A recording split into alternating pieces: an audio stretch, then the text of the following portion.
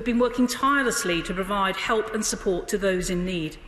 They are the hidden heroes for many people in this country, and they should take great pride in their hard work and dedication to supporting people through these difficult times.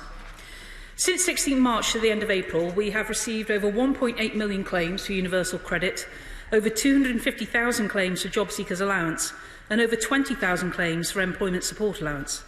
Overall, this is 6 times the volume that we would typically experience, and in 1 week we had a tenfold increase. The rate for UC claims appears to have stabilised at about 20 to 25,000 per day, which is double that of a standard week pre-COVID-19. I am pleased that my department is standing up to the challenge. We have redeployed a significant number of DWP staff, about 8,000 so far, and from other government departments, about 500 so far, in order to process these claims. Our payment timeliness for universal credit is running at a record high. We've also issued almost 700,000 advances to claimants who felt that they could not wait for their first routine payment, and the vast majority of these claimants received money within 72 hours. Where possible and mindful of risk, we have also streamlined our processes. We will consider carefully learnings from this time in the response phase and whether any of them can be made permanent. We have also sought to make it possible for people to work from home and have already deployed 10,000 computers.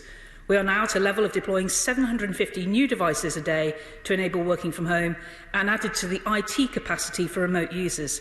However, where staff need to continue to work at the office, we are applying social distancing. Making sure our claimants and civil servants are safe is a key priority. From the 17th of March, we suspended all face-to-face assessments for health and disability benefits. We automatically extended awards for existing claimants that were due to be reassessed by 3 months, and will only undertake reviews or reassessments when claimants notify us of changes which could lead to a higher payment. Any claim made under the special rules for terminal illness continues to be fast-tracked, taking an average of 6 days to process these claims. From March 24th, job centres have not been open for regular appointments, but we have continued to offer face-to-face appointments in exceptional circumstances when claimants would otherwise not be able to receive support. Claimants can continue to receive support over the phone or through their online journals. All local job centres have been turned into virtual processing teams, prioritising advances and the registration and payment of new claims. We've also been pairing job centres across the country to support each other with processing, fully using the capacity of our network. This focus on the processing of claims has also meant that we stopped checking the claimant commitment regarding looking for and being available for work for 3 months. We do, however, want claimants to continue to look for work wherever they are able to do so.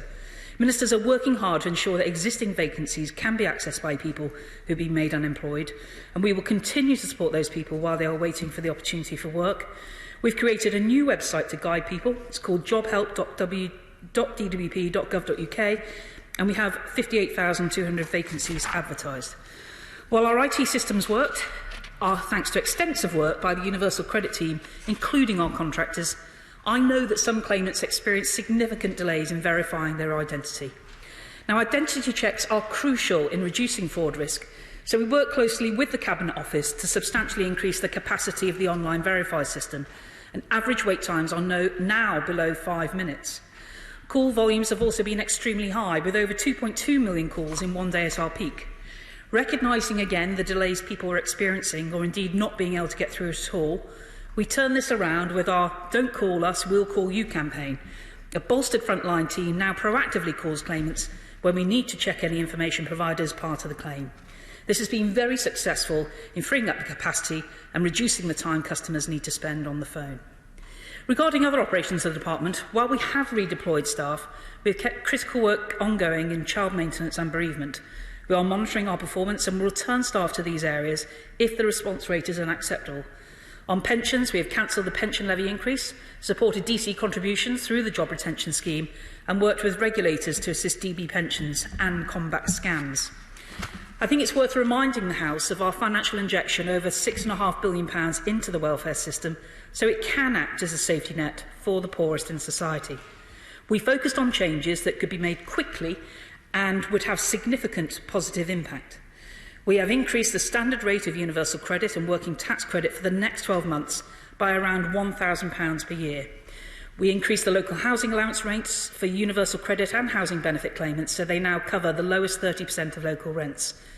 We also increased the national maximum caps, so claimants in inner and central London should also see an increase in their housing support payments.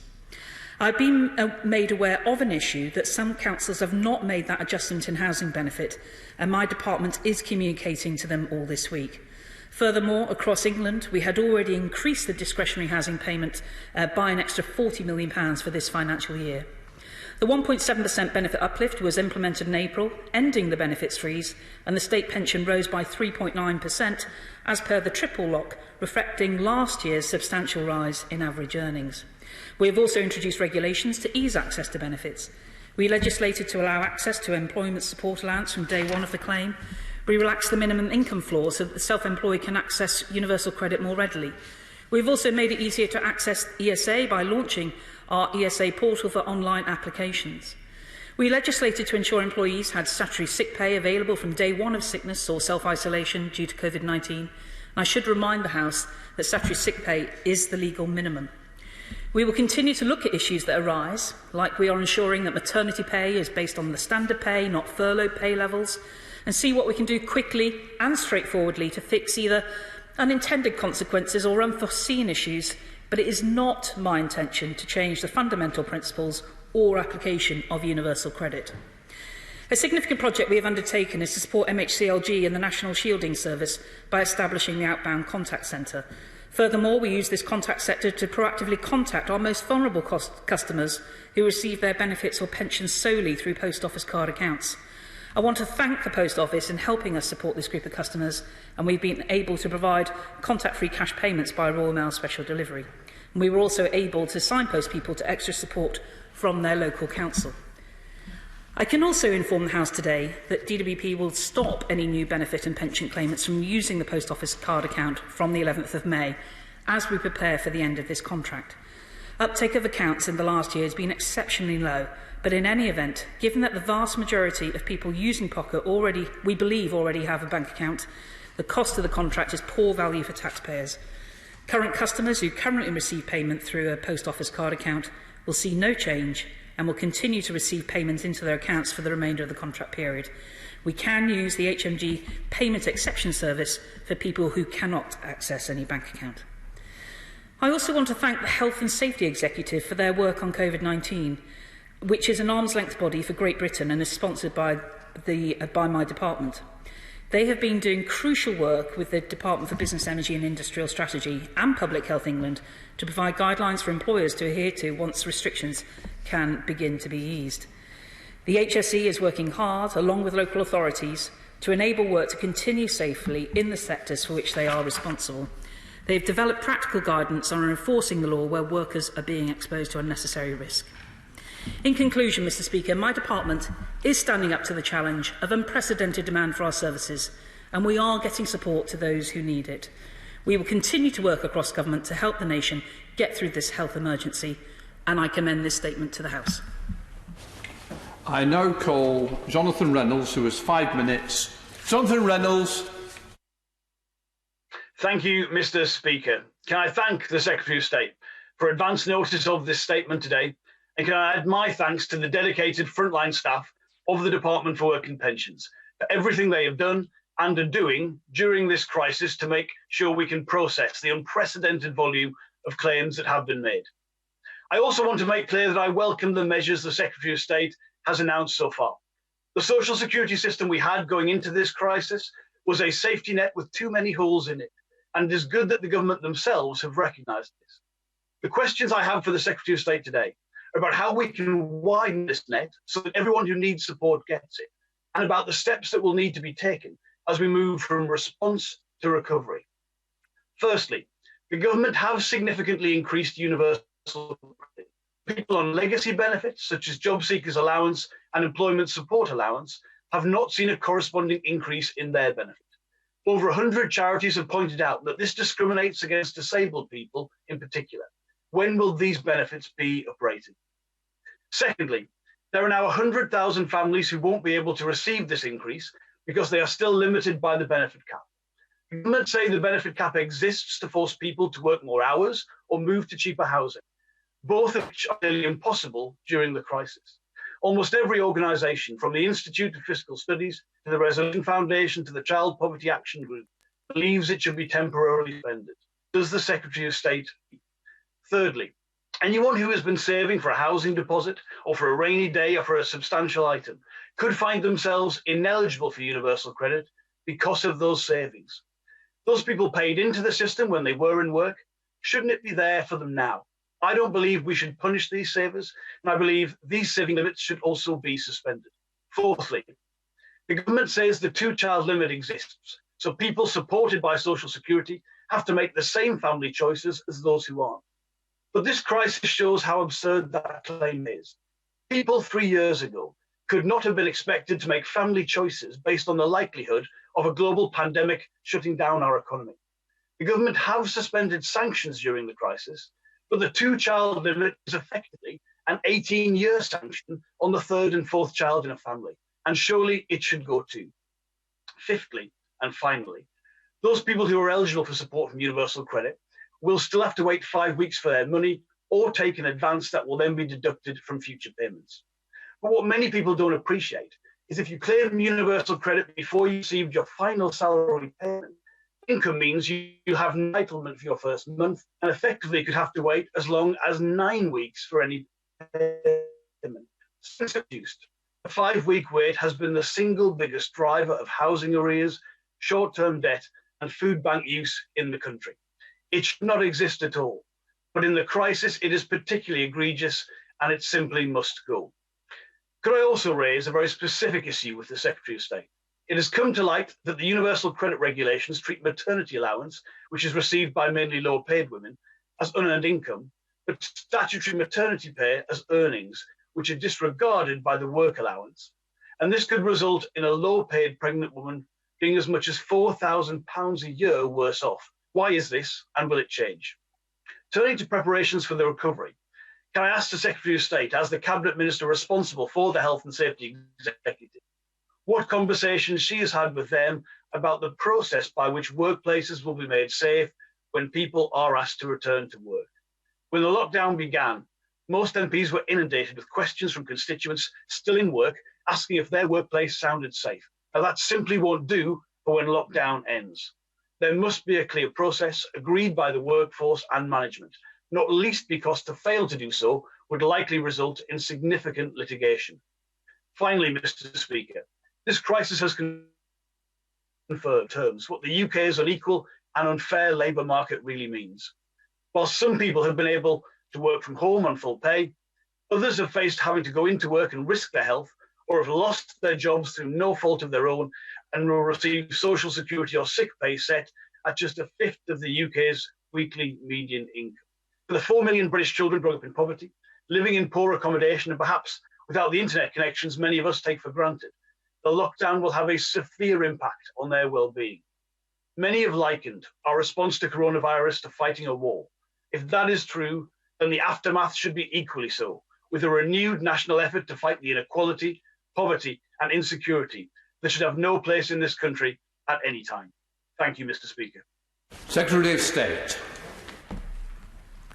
Well, I'd like to thank the Honourable Gentleman, actually welcome to his position. We are in an unusual place today, literally, as the Honourable Gentleman is appearing virtually for our first exchange as a statement. But we will be seeing each other again next Monday when we come to questions. In answer to some of several of his questions, so I think in terms of the legacy benefits, now I should stress that the increase to working tax credits and universal credit is only temporary until 12 months from when it was applied. There are two things here. One is, quite literally, we have a digital UC system, and the working tax credit system, I understand, is digital. It is far more straightforward and was quick to be able to change that. Our older systems, the legacy benefit systems, are it would take, I understand, quite some time, and I'm talking about several months to get this to change in the process that we have. That's indicative, if I can give you an analogy of when we make the changes to benefits, that tends to happen about 4 or 5 months before the actual changes come through, because that is how long it takes our computer systems to work. I think there's a second point. The statutory sick pay weekly rate is about £95. The change to universal credit is about £94. We are seeing initially this for the first time people who we only anticipate and hope people will be on universal credit for actually quite a short amount of time while we go through this significant emergency.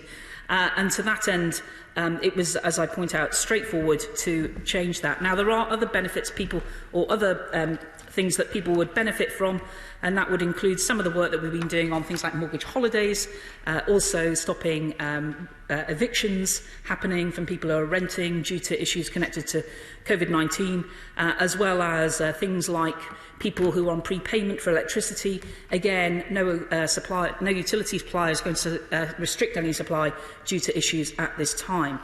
In terms of the benefit cap, I did say during the statement that it's not the intention to change fundamentally the process or the principles or application of universal credit. I am conscious of the benefit cap, but we are still talking outside London an income potentially of £20,000 over the year being given to people, to benefits claimants, or £23,000 in London. I'm conscious that that could be something like a £25,000 to £30,000 sort of a take-home salary, effectively, after you took into account taxation and similar. So I do think it is not necessary right now to be changing, not necessary to be changing the benefit cap. I think what I do want to point out to the honourable gentleman, though, is that claimants may benefit from a 9-month grace period where the universal credit will not be capped if they have a sustained work record. In terms of the savings threshold, the savings threshold where there's no universal credit eligibility at all is when people have savings of £16,000. Now, the universal credit is designed to really help the poorest in society. I am conscious, again, if any changes were contemplated, it would have taken some time to process that. But we have decided to focus our efforts on those who are poorest in society. I should also say, Mr. Speaker, that if people have, like self-employed people, have saved money for taxation payments, and they are effectively going to be treated as business assets, so they would not be included in the consideration of, or would be deemed personal savings. In terms of the 5-week wait, as has been pointed out, again, there is no intention to change that. In fact, this is our biggest week in terms of the largest number of people who claimed. This will be our biggest payment week going ahead. I am aware of what the honourable gentleman said about people who got paid in the last month. So there is a phasing issue in terms of the calculation of universal credit payments that people would be entitled to in regards to the standard allowance, is my understanding. I do know that's a phasing issue, and it is one of the benefits of having the advance, which is there designed to actually spread a kind of an annual income over 13 payments instead of 12. So for people who are going through that right now, that would be my recommendation, that they should consider getting that advance, and as I say, the total annual payment would be spread over the year. In terms of UC regulations, in terms of maternity allowance and statutory minimum pay, maternity pay, I will look into that for the honourable gentleman, and I will write to him on it. I do know that quite a lot of consideration has been given to the different rates supporting those people in maternity, but I will write to him with that. In terms of the aspects of people only receiving statutory sick pay, I point out to the House that that is a legal minimum, but it is one of the purposes of the furlough scheme that people were, instead of either being made unemployed or other elements, that there was this opportunity. Of course, if people are sick, then an employer is entitled to do the statutory sick pay. And I should also point out, in terms of those people who have been shielded and cannot go to work and can't work from home, then the furlough scheme can be applied straight away for them, and we are encouraging employers to do so. We now go over to Aylesbury with Rob Butler. Rob Butler. Thank you, Mr. Speaker. The extraordinary level of support my right honourable friend has described is certainly welcome in the Aylesbury constituency and is undoubtedly assisting thousands of households. And I join in paying tribute to all the staff, both in the department and in Job Centre Pluses, in making that happen. It would be helpful if my right honourable friend could perhaps describe the ways in which these unprecedented levels of support from DWP can help the owner-directors of small limited companies, many of whom have written to me, because they're mainly paid by dividends, and so they're not entitled to the assistance scheme for the self-employed. I think it's fair to be clear, these are not multi-millionaires. These are hard-working hairdressers and makeup artists or decorators and electricians. They've lost their income, and they'd really welcome my right honourable friend's assistance. State. Well, I thank my honourable friend, and he's right to speak up for the people he represents, especially small business owners who have set up their companies in particular ways, I'm sure well advised by accountants at the time on an optimal way to do that. It is fair to say that the self-employed income support scheme is expected to cover 95% of people who receive the majority of their income from self-employment. But if not, then I would recommend that those other people do look online at their potential eligibility for universal credit. We have removed the minimum income floor. That's an assumed level of income in universal credit when it comes to self-employed people. So that should no longer be considered when trying to calculate the benefits for which they may be eligible. I now call Neil Gray, who's got 2 minutes. Neil Gray. Thank you very much, Mr. Speaker, and to the Secretary of State for advance sight of her statement. I wish to put on record my thanks to the DWP staff who are continuing to work hard to deliver social security benefits as quickly as possible in very difficult circumstances. But the circumstances have been made more difficult by the decisions of the UK government. By introducing bureaucratic support schemes instead of a far simpler universal basic payment with a longer view towards universal basic income, millions have been forced onto a still inadequate universal credit. And despite DWP staff being moved to cope with UC demand, over 200,000 people will have the UC claim paid late, according to the UK government's best estimates. Because DWP staff have been moved to help process UC claims, MPs and other advice organisations are not getting casework inquiries answered in the normal way, which is also causing unfair hardship. On the last day that I contributed in this House, on the 18th of March, before lockdown, I said people need help now, in hours, not days. And yet the people applying for universal credit that week will have only just received their first payment a few days ago. The British government must finally stop the 5-week wait. They've claimed they can't solve it by making the advance payment system a grant rather than a loan because of vulnerability to fraud. So why not make the advance a grant when the applicant is confirmed as eligible for universal credit? I would appreciate proper consideration of this proposal. Airdrie Food Bank in my constituency has reported a 47% increase in demand for their services since the onset of COVID-19. That should focus minds. And the Prime Minister said that nobody would get left behind. So why has there not been an uplift in legacy benefits like ESA as there has been to universal credit? And finally, will they scrap the immoral, poverty-inducing two-child limit, bedroom tax and benefit cap? And will they uprate all benefits to make up for the years of cuts that came via the benefit freeze? 1.7% just doesn't come close. Secretary of State. Well, I thank the honourable gentleman for his questions. In terms of bureaucratic schemes, I actually think government has worked at pace to introduce brand new schemes in order to protect people right across the country. We've seen the success of the job retention scheme. We've seen that the self-employed scheme is underway. And again, significant flexibility has been put into that system to help people who may not have had 3 years of earnings, to give them time to submit their latest tax return promptly to get support. In terms of universal basic income, there's a variety of analysis into this. I think the latest report I saw estimated it would cost over £400 billion a year. It is not targeted at the poorest in society. I think it's not an appropriate way for us to try and distribute money. Instead, our schemes are focused on making sure that the poorest do get help. In terms of DWP staff being moved from department to department, as I say, we have made sure that we are monitoring performances, and where there are increases in how long it's taking to process certain kinds of payments, I've made it clear to my officials that we then need to move people back. We are in this key kind of peak of payments this week, for the people who, where we have the largest uptake of applications, and I'm confident that we will get through that again with at least 90%, if not even higher, of people getting their payments on time.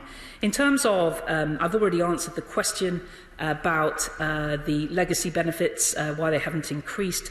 In terms of making an advance, a grant, well, it comes back to the idea and the principle, Mr. Speaker, that getting an advance is effectively means you have 13 payments in a year instead of 12 to cover the annual allocation to which you're entitled. 713,000 people have received, nearly 700,000 people have received an advance, and while nearly 1.8 million people have have applied for universal credit, and those others have not sought to have an advance. So it would not actually be even fair to the other new claimants if one group of people got more money than they did simply because they'd applied for an advance.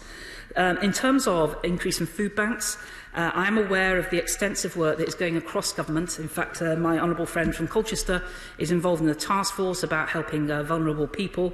I'm conscious of the increase in food bank usage and the excellent work that is going on with my honourable friend from Banbury, about, as well as Camborne and trying to remember the other side of his Redruth, in making sure that we can work with them in order to make sure that food can get to people most vulnerable in society. But I would also point out and recognise the increase in food bank usage, but we've had a six-fold increase in the number of people claiming universal credit, and we are making sure we get our money to them. We now go over to Deanna Davison.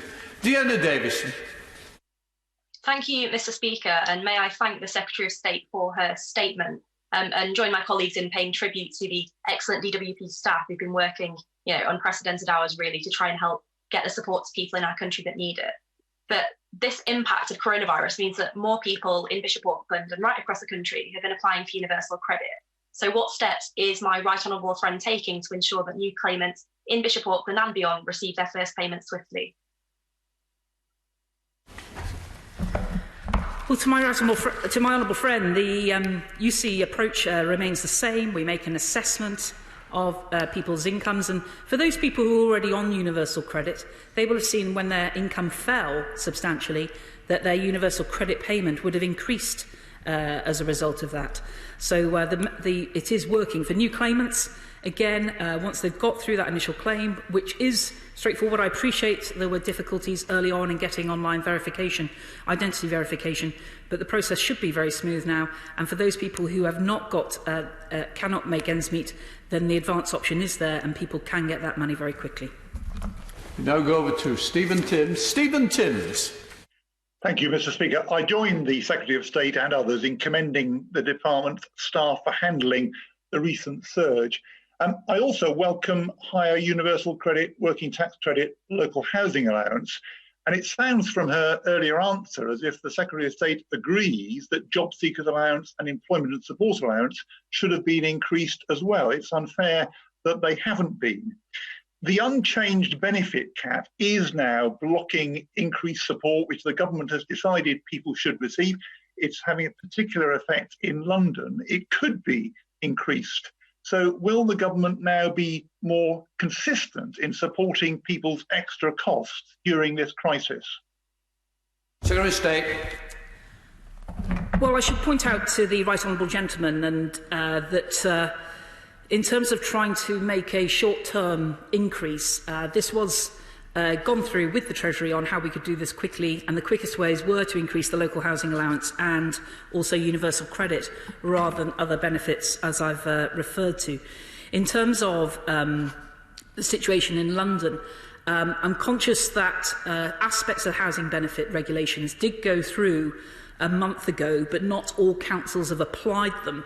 And the way that we have done something with the kind of thresholds means that people in London should be able to see an increase in the amount of money that they get when it comes to housing support. But otherwise, Mr. Speaker, it's not the intention of the government to change the benefit cap in its current threshold. We go over to Peter Bone. Peter Bone. Mr. Speaker, can I follow on from my honourable friend from Aylesbury's point about directors of small companies? The government's done very well to protect people on PAYE and also done very well to protect people who are self-employed. But directors of small companies fall through the cracks, and it really isn't good enough just to say, well, they can fall back on universal credit. In many cases, they won't qualify anyway. And we protected other sectors. Secretary of State, I really think we must do better, and we must sort out how we're going to protect the directors of small companies. State.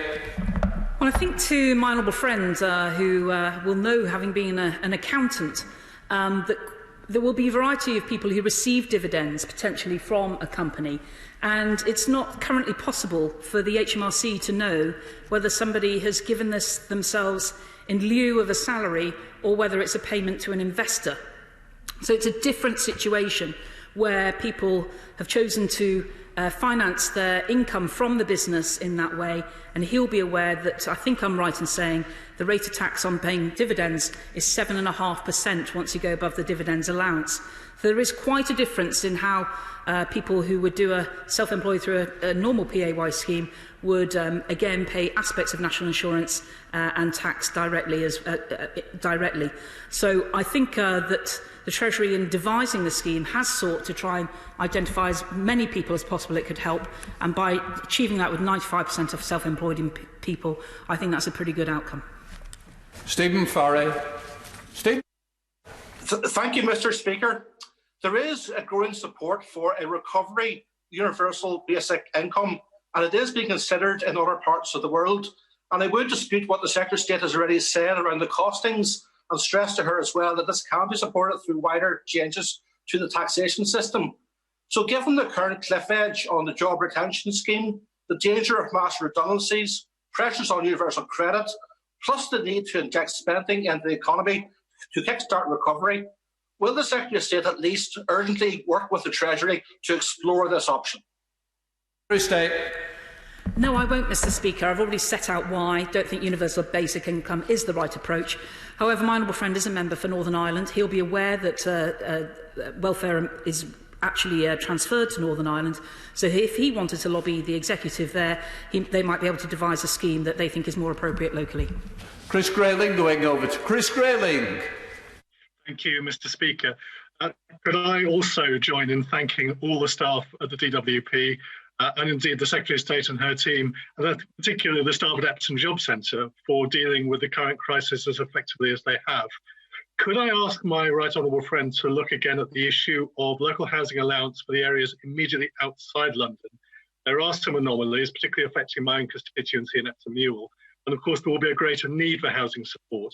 Could she look at the level of support and make sure it really is related to the local rental market? Well, the local housing allowance is done on certain housing areas, and this was a significant change that the Chancellor announced in order to bring this up to the 30th percentile.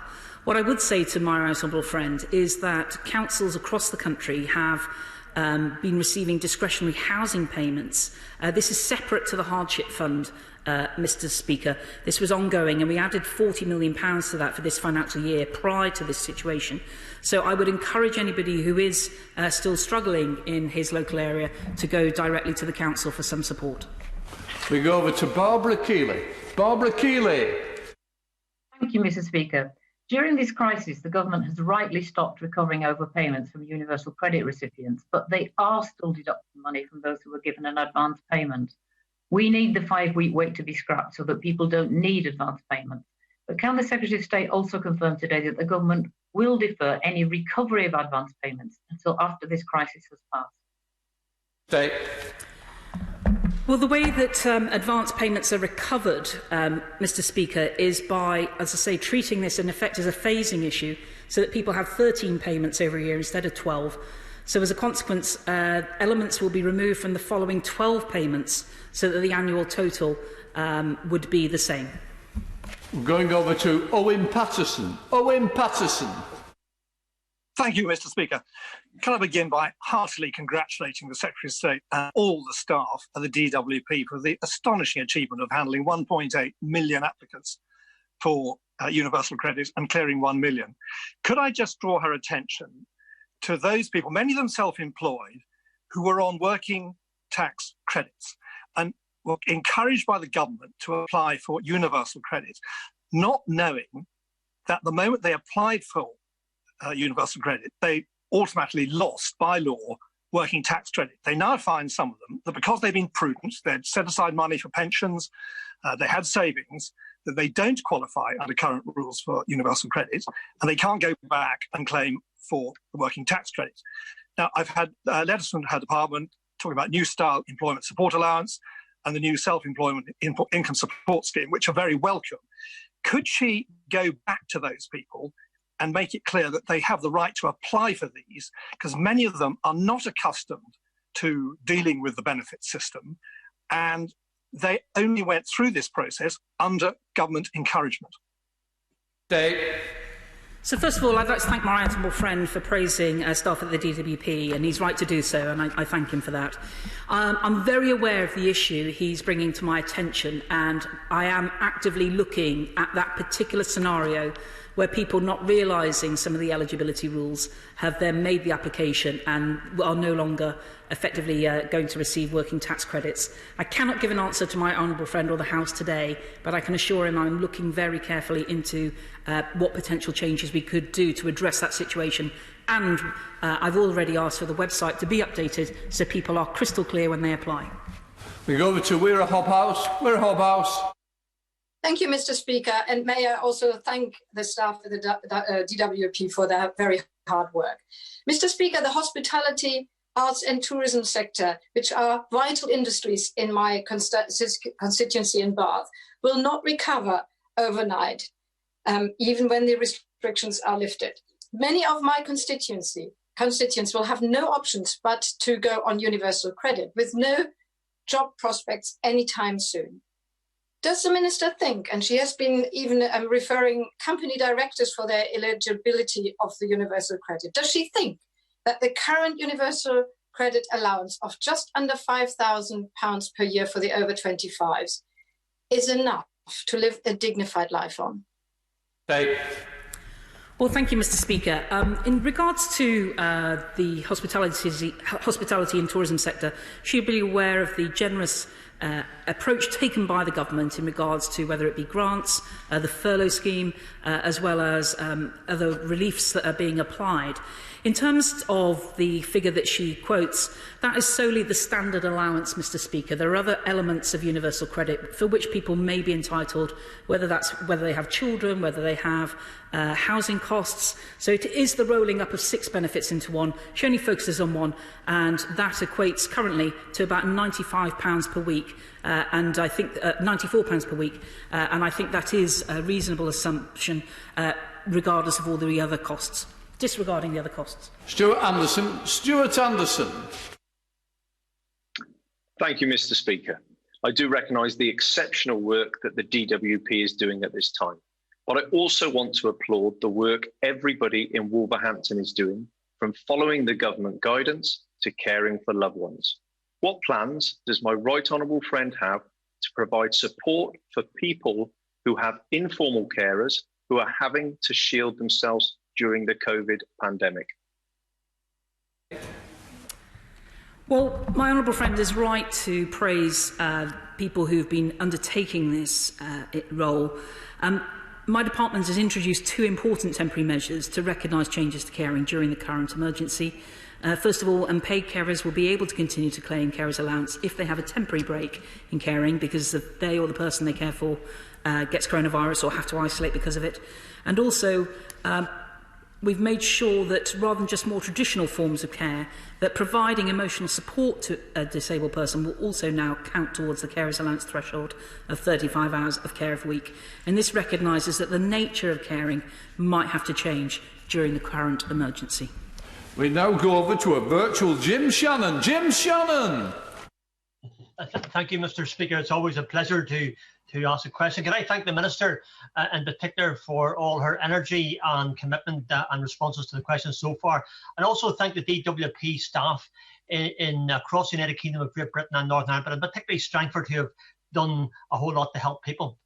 Minister, you've referred to self-employed directors in hospitality and retail and fishing and construction, bus companies. They invest their profit back into their companies as well as self-employed directors. Many of these are family businesses, creating many jobs in the high street. So, Minister, can I ask again, if you don't mind, just exactly what can be done to help the self-employed directors in shops across the whole of Newtownards, Cumber, Ballinhinch, Saintfield, or villages across the constituency in Strangford? Thank you very much. Seriously. Well, Mr. Speaker, it's good to see my honourable friend doing well over in Northern Ireland.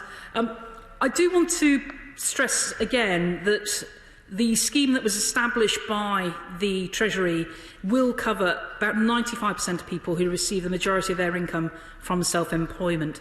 I've tried to share with the House some of the approach taken in order to support people who do only pay themselves in effect by dividends.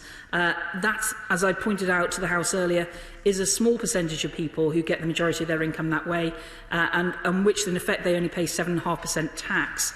Now, I'm conscious that dividends cannot be decided whether they're solely for effectively substitute pay or whether they are for a return on investment. But I would encourage them to consider other forms of support that may be available at this time. We go to Jason McCartney. Jason McCartney. Thank you, Mr. Speaker. Can I also join the acknowledgement for all the staff at the DWP who have processed 1.8 million universal credit applications? It really has been a superb effort. And also acknowledge all the support, financial support the Treasury have brought forward, including the bounce back loans today. But will my right honourable friend, as she has just said to other members, please, please, please look at what can be done to support self-employed limited company directors. And can I also add those as well that are freelancers and also those that started a new job in March and therefore can't be furloughed. There are other groups that need extra support, please. Secretary of State. Well, Mr. Speaker, several of those people who are seeking support may well be able to get support through universal credit. I'm conscious that the design of the furlough scheme and the self-employed scheme does not address every single worker in this country or self-employed person. I know that the Treasury worked at pace in order to get those schemes established, and they do cover the absolute vast majority of people who are now seeking support. Go across to Emma Hardy. Emma Hardy. Thank you, Mr. Speaker.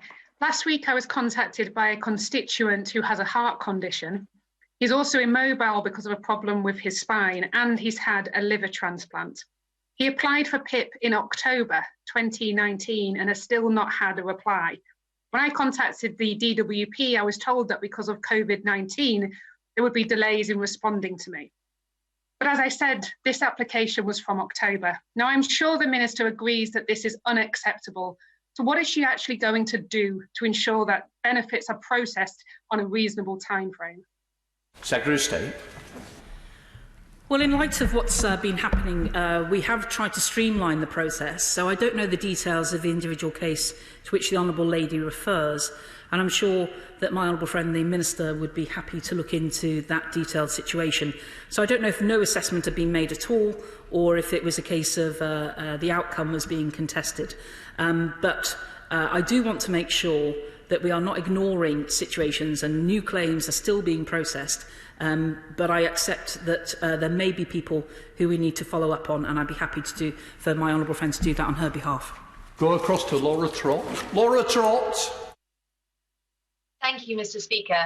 Despite the enormous amount of support being given to business, many people are newly unemployed. What steps are being taken to highlight to them job opportunities in growing sectors of the economy? Dave. Well, Mr. Speaker, I am pleased that we've relaunched in a way or added to the jobs website on dwp.gov.uk. There are about 58,000 vacancies currently advertised on there, but I'm very supportive of all the work that has gone on by my right honourable friend in the Department for Education on the things like the extra work that's happening on how people could get new skills, whether that's the courses that are being made available online. So there are opportunities to consider upskilling while people are sadly not working, and they can also speak to their work coaches about potential further assistance as well. Clive Bedford. Thank you, Mr. Speaker. It cannot be fair that families on the benefit cap are not benefiting from the uprating of payments that have happened during this crisis. The Resolution Foundation has predicted that a couple with 2 children in an average 3-bedroom house in over 2/3 of local authority areas will be affected by the cap. We know that COVID-19 is going to affect poorer families greater than other sections of our community. Isn't it time that we move that benefit cap to stop this situation getting worse? Secretary of State. Mr. Speaker, as I've already said to the House, there may be claimants who could benefit from a 9-month grace period where their universal credit will not be capped if they have a sustained work record. In regards to other raises that have happened in terms of housing, there are some changes which have been made which should help people, particularly in central and outer London, but in general the principle is not to remove the benefit cap. Go across to Hugh Merriman. Hugh Merriman. Thank you, Mr. Speaker. We rightly hail all of our health workers for the amazing job they're doing. It's good this afternoon that we're hearing praise for DWP staff. Down in Bexhill and Hastings, they've been absolutely amazing, as they have been across the country. When I asked my office what cases we had outstanding, the answer was 0. When I asked how the performance level rated, I was told better than ever. So on that basis, would the Secretary of State look to see perhaps if there's more discretion that we're using now that can be used in the future? Obviously, we have to keep a cost control mindset and commonality of decision making, but it seems there are positive lessons that can be learned. And can I thank her and her team for everything they've done? State. Well, it's kind of my honourable friend to thank DWP. I think they deserve universally credit, Mr. Speaker. But there is a situation where we are trying to learn from the streamlining that we have done about potential permanent future changes in order to see the enhanced processing that we've been successfully undertaking over the last few weeks. Go across to Beth Winter. Beth Winter. Thank you, Mr. Speaker. Many of my constituents in Cynon Valley suffered financial hardship and poverty prior to COVID-19 striking, with delays in universal credit, the processing of PIP applications, the child benefit cap, low wages and insecure employment. This has been multiplied by the coronavirus, with communities, individuals and businesses seriously affected. Our local Citizens Advice Bureau has been inundated with welfare benefit queries, and I thank them and all local agencies for their hard work. It is now time that the government begins to face the financial realities and hardship of people's lives. Would the Minister please agree to consider introducing a recovery universal basic income to help achieve a sustained economic recovery, and which could become the foundation for a future social security system that provides financial security for everyone? Secretary of State. No. We now go across to Mark Palsey. Mark Palsey. Thank you, Mr. Speaker. Mr. Speaker, Rugby Job Centre Plus was one of the first to go to full service universal credit, and the staff there have been providing support to their colleagues in other offices. Very important at a time when registrations are running at 6 times their usual level. I know the Secretary of State will join me in thanking all of the staff for their hard work to make certain that the system runs smoothly. But I wonder if I could ask her what her assessment is of what might have happened if we hadn't taken the tough decisions to modernise and streamline the welfare system and we were still operating under the highly complicated legacy system. Secretary of State. Well, Mr. Speaker, I have to say there's some unkind words. I wonder if my honourable friend is seeking his pension, judging by his new attire. However, Mr. Speaker, he asked a serious question, which deserves a serious answer. The reality is, and I've been told this by my senior officials, there is no way that the historic legacy benefit system would have been in any way able to cope with the situation that we have had. The move to universal credit has been successful, and we would still want to make sure it rolls out universally, but I think it has shown that it has absolutely stood the biggest test of all. Go across to Amy Callaghan. Amy Callaghan. Thank you, Mr. Speaker. Mr. Speaker, small increases in universal credit allowances are not enough, particularly because many people will lose that uplift due to the benefit cap. Now, I appreciate the Secretary of State has noted in previous answers that she sees no need to remove the benefit cap, but I'm seeing the need for it in my constituency of Eastern Bartonshire.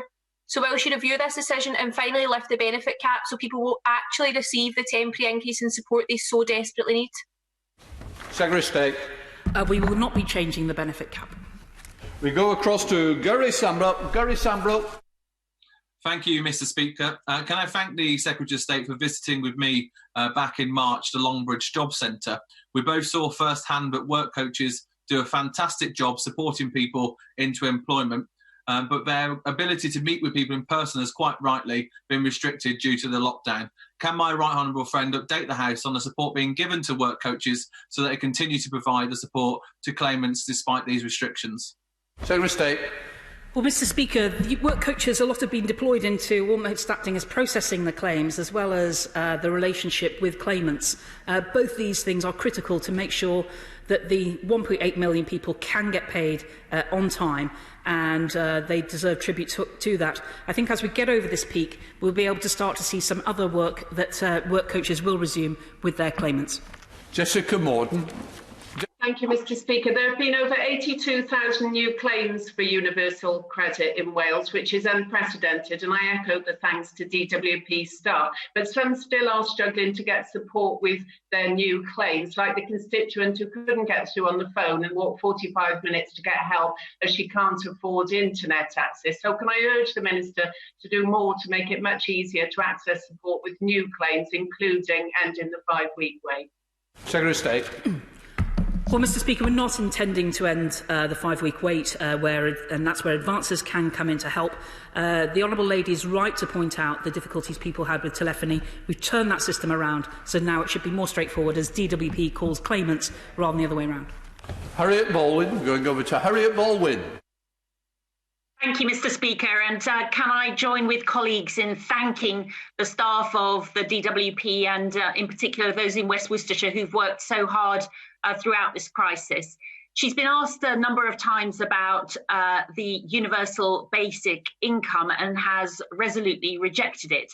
Can she confirm that a universal basic income would have to be paid universally to everybody, and that would include people like ourselves? Secretary of State. Well, my honourable friend is absolutely right, and that's why we know it is not a well-targeted system.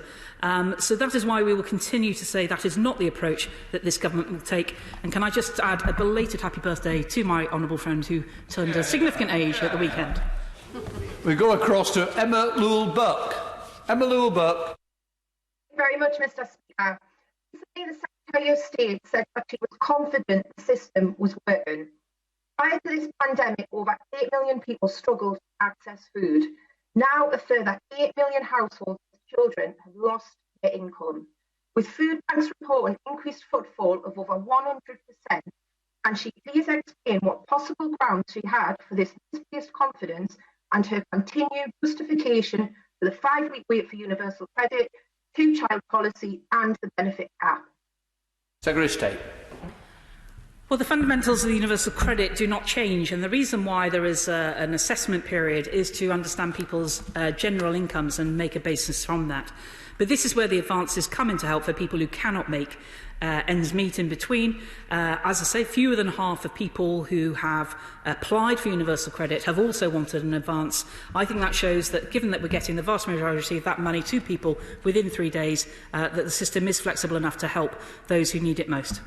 Go across to Ian Liddell-Granger. Ian Liddell-Granger. Thank you, Mr. Speaker. The Secretary of State has made it very clear how the system is working. It is working well.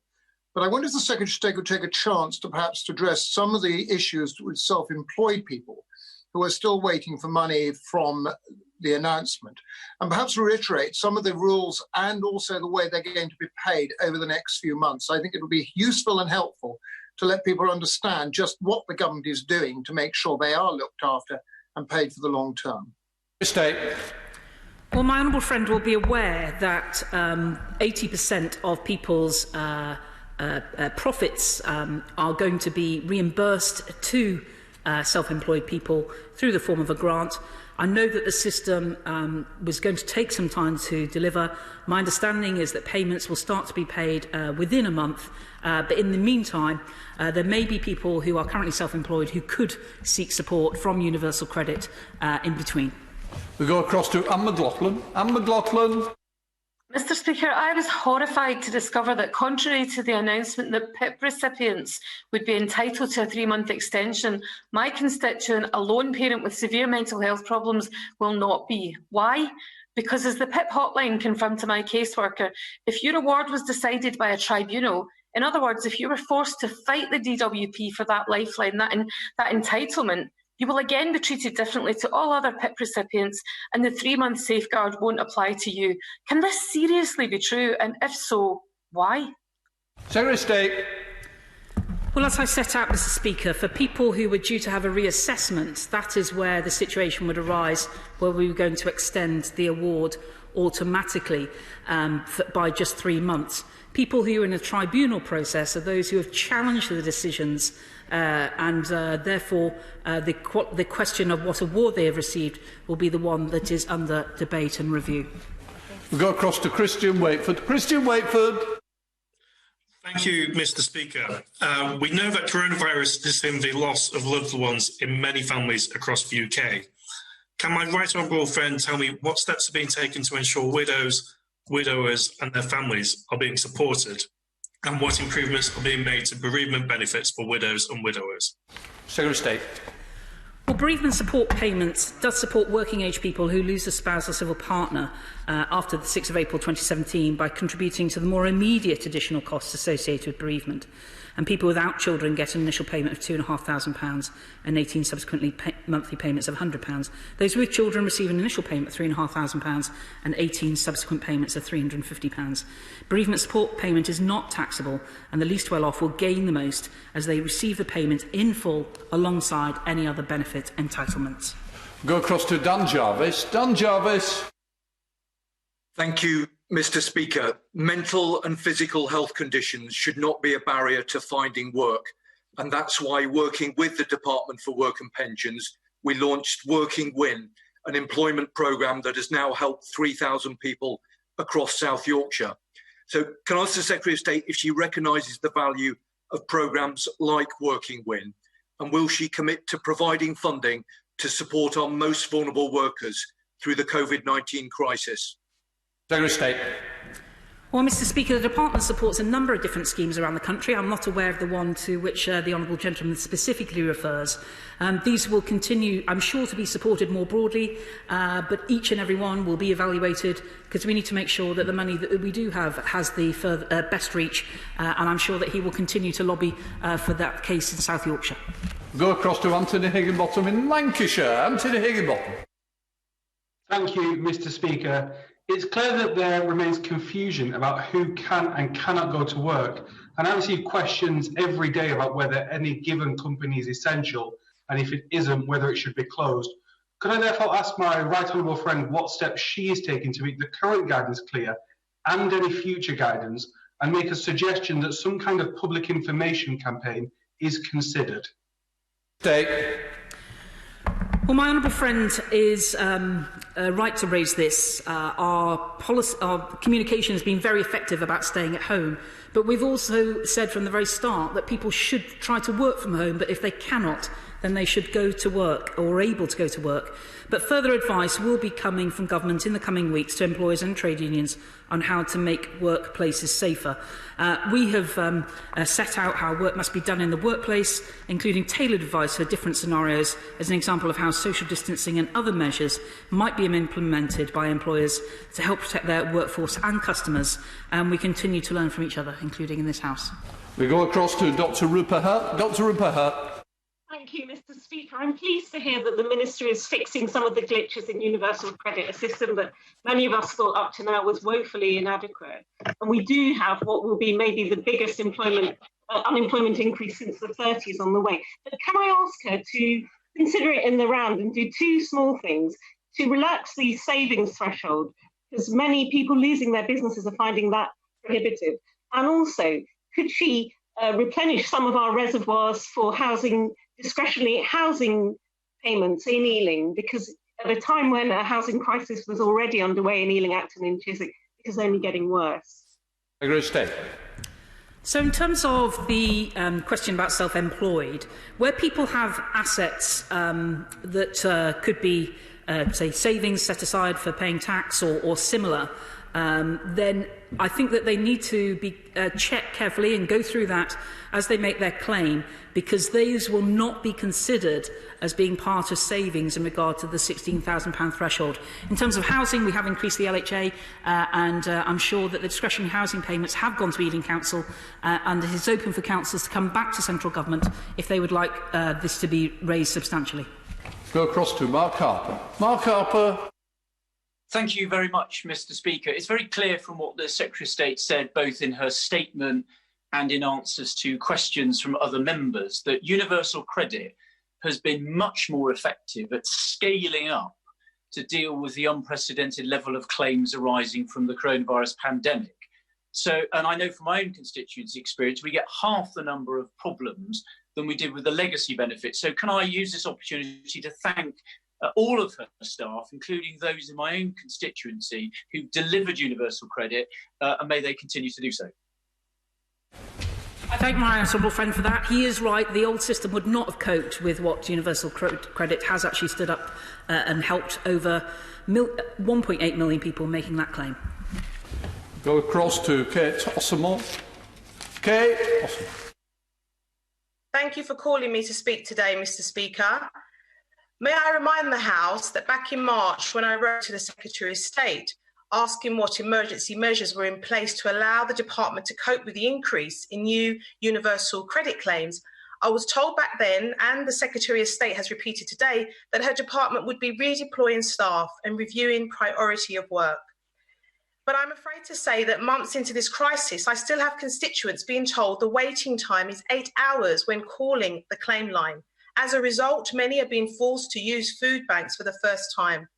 So given the ongoing issues my constituents are experiencing, will the Secretary of State give her highest priority to resolve the technical and capacity issues being experienced by giving clearer guidance to both the public and to the hard-working DWP staff regarding the correct process to make digital and non-digital universal credit claims? Secretary of State. Well, Mr. Speaker, we did have telephony issues. I'm led to believe that these have been significantly addressed, particularly with the Don't Call Us, We'll Call You campaign. Can I recommend that if she wants to communicate to her constituents, that she consider asking them to use the journal where necessary? I appreciate not all of them have internet access, but now the average waiting time should be considerably lower, and the last I'd heard it was on average about 5 minutes. So please do look into that. We go across to Andy Carter. Andy Carter. Thank you, Mr. Speaker. Can I add my thanks to the DWP team based particularly in Warrington, who've helped to process claims swiftly for people in my constituency over the last 6 weeks. On Friday, I visited Warrington Food Bank to meet the volunteers who are working hard to support families who've fallen on difficult times in my constituency. One of the concerns they raised is the speed of recovery when universal credit is advanced. Now, does my right honourable friend agree that ensuring anyone who receives an advance to their benefits is given a reasonable time frame to pay this back? Secretary of State. Well, the advance is currently recovered over 12 months, so somebody in a year will get 13 payments instead of 12. I should also point out to my honourable friend that also any deductions made in that way are made at a maximum of 30% of the UC payable, and that will help several people as well. We now come to the penultimate question, Gavin Newlands. Thank you very much, Mr. Speaker. Many people have had to apply for universal credit for the first time, but it's clear that despite DWP staff working hard, the system simply can't cope, and it was never intended to operate under such extreme circumstances. Constituents are waiting weeks for DWP phone calls, and those unable to verify their identity online are told the application doesn't exist, therefore they can't query it. So what is she doing to prioritise new claims for universal credit, many of which are from people who have paid money into the system for decades, and now you find that their contribution means next to nothing? Secretary of State. I don't agree with the honourable gentleman. I think UC has reacted very well to the increased challenge. But what I would say to him is that there were initially problems with the online verification. There's an additional scheme called Confirm Your Identity. But between that and Verify, it should be very straightforward for people to get through that part of the claim. But can I assure him he can also arrange for constituents to contact the DWP helpline and be processed that way too. Final question from Sir Desmond Swain. What increment in expenditure has the Treasury provided her department since the onset of this coronavirus? Secretary of State. Well, our new estimates have been published, I believe, today or tomorrow. So I will refer my honourable friend to that particular element in terms of delegated spend. But overall, we estimate about £6.5 billion increase in welfare benefits for the nation.